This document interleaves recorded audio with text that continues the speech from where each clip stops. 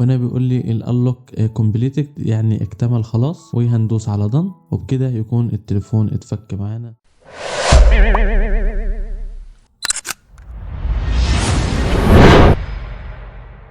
السلام عليكم واهلا بكم في فيديو جديد هنتكلم فيه عن برنامج فتح الايفون المقدم من شركة تونسكيت.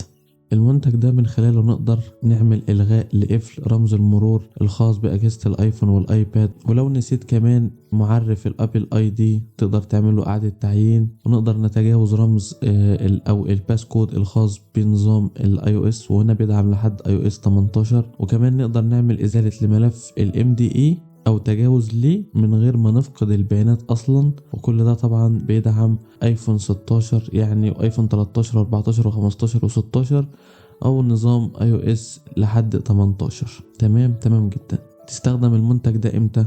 رقم 1، لو نسيت كلمة المرور الخاص بالايفون او الايباد او الايبود، لو نسيت او الفيس اي دي او التاتش اي دي مش شغال، لو تم تعطيل الايفون بعد عدة محاولات خطأ، يعني انت عملت الباسكود كتير غلط وتم تعطيله، لو الشاشة مكسورة او اتكسرت او اتشرخت ومش عارف توصل للبيانات الداخلية للتليفون، تغيير كلمة المرور على اي جهاز مستعمل.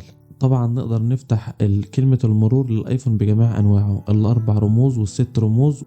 تمام جدا. وكل ده بنعمله في 3 خطوات بس. الخطوة الأولى إن احنا ننزل البرنامج الرسمي بتاعهم، وهنعرف ازاي دلوقتي ننزله. الخطوة التانية إن احنا نوصل الآيفون من خلال الوصلة أو الكابل بجهاز البي سي بتاعك أو اللابتوب، وبعدين نبدأ نعمل داونلود للفيموير. وتالت خطوة معانا وهي إن احنا نقدر نعمل فتح لقفل الآيفون بكل بساطة وسهولة.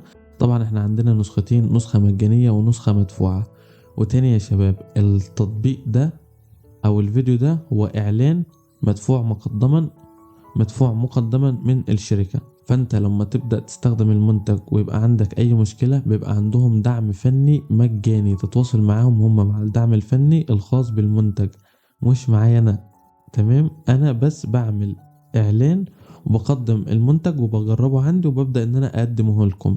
ده اللي انا بعمله. طبعا النسخة المجانية بيبقى ليها 3 حاجات بس، ان انت اصلا تدخل تنزل البرنامج وتعمل وضع الاسترداد ووضع الدي اف يو، وتقدر كمان تنزل حزمة. لكن النسخة المدفوعة بتعمل فتح لقفل الشاشة بدون رمز المرور، وبتعمل ازالة للابل اي دي، وبتعمل تجاوز لكلمة المرور اللي هي بالوقت، وازالة للام دي ام، وكمان بتعمل اعادة ضبط مصنع للاي او اس، وكمان بيبقى فيه دعم فني مجاني. تمام جدا. هنيجي هنا على اشتري الآن أو تنزيل مجاني. بالمناسبة هو النسخة الشهرية من التطبيق $30، وكمان هسيب لكم تخفيض، رابط تخفيض 30% في صندوق الوصف. يعني تقدر تحصل على البرنامج ده لو انت مصري ب1000 جنيه أو ب20 دولار تقريبا. هنبدأ نعمل للمنتج فري داونلود أو تحميل الآن. هيبدأ يتحمل. طبعا أنا منزله قبل كده، فبعد ما ننزله هنبدأ إن احنا نعمل عملية تثبيت ببساطة كده جدا. I accept وبعدين next yes next install، وخلاص كده البرنامج هيكون اتثبت معانا. finish، والتطبيق هيبدأ ان هو يشتغل معانا. بعد ما نزلنا التطبيق وظهر معانا بالشكل ده، بنختار الايكون الاول unlock iOS screen، وبعدين بندوس على ستارت. هنا بيقول لك ان انت لو نسيت الباسكود فبنقدر نستخدم الخيار ده ونضغط على ستارت. هنا لو احنا هنختار ايباد، هنا لو احنا عندنا الاختيار ايباد نقدر ندوس على العلامة دي ونختار ايفون عادي. عندنا هنا برضو اختيار فوق ايفون 7 او 7 بلس، ده علشان التليفونات اللي بيكون فيها بصمة صباع. لكن عندنا هنا ايفون 8 وابوف او اعلى، بنبدأ نختاره الايكون اللي فوق على الشمال.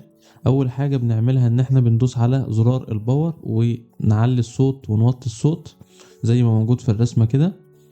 وتاني حاجة ان احنا نوصل الوصلة في اللابتوب، وبعدين نبدأ ان احنا نسيب صباعنا من على زرار الباور.